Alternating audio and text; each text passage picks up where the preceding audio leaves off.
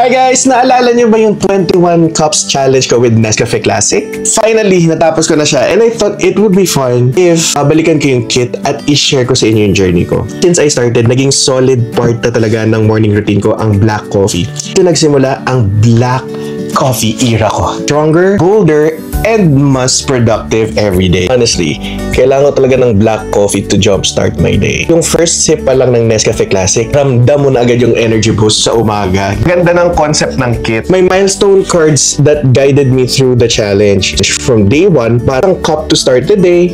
Habang tumatagal, nagiging habit talaga siya, babe. Binabasa ko yung milestone, na-realize ko na coffee isn't just a drink. It's a reminder na to keep showing up for myself.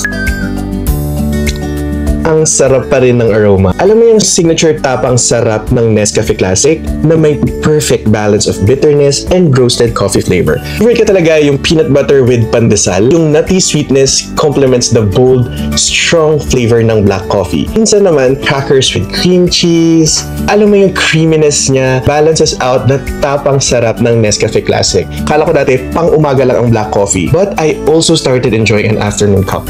Kung gusto nyo rin simulan ng black coffee era nyo, itry nyo na rin ang Nescafe Classic. Para sa mga mornings na gusto mong mas better than yesterday, ikaw, para kanino ka bumabangon?